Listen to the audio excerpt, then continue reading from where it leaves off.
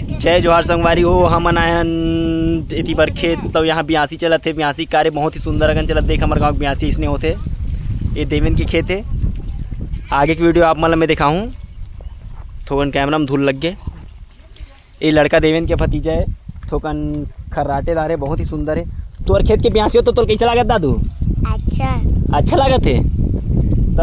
तहूँ चलना चाहिए होती बार तहूँ मचल लगबे खेत ला नहीं तो देख सकते हो संगवारी हो। खेते खेत पूरा गरवा मतलब चरावा दौड़ावा थे और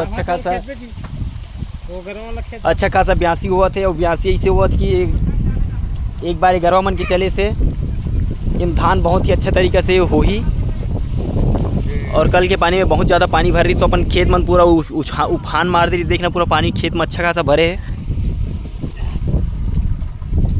चलो चलथन तो हमारे दरभा भाई की तरफ, जो कि आज मैं वीडियो बना लाया हूँ। तो एक पौ हम बिक के आए हूँ। अंग्रेजी के सिग्नेचर लाई मोर छोटे भाई है देवेंद्र है। ये अब नेक्स्ट खेत में आगे ब्यासी करे बर। तो जय जोहार संगवारी हो। बहुत मज़ा आवत है। तो आप मतलब किसी जल्दी बताऊँ तो संगवारी हो ये मऊ भागीदार बनूँ करके पर चढ़न नहीं देने बेल के आते। तो मैं ये गरम में लही में रोक के रखूँ। दादू मोर पर डंडा ला यार।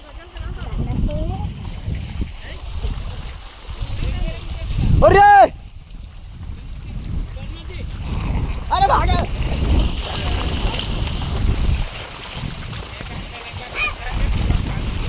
तो संगवारी हो मन बहुत ही सुंदर अगन गरवा धान भी खाते हो। ब्यासी भी चलते।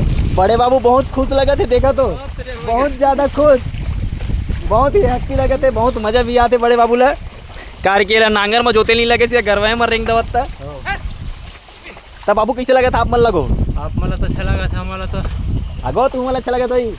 गरवा मला घलो अच्छा लगा था। हम हाँ खाए पिए मिला थे। ये भाग जी मैं रही हूँ आज मिला थे ठोकर बाँचे ब्यासी करे बर गरवा मतलब खाए मिलत कहा थे।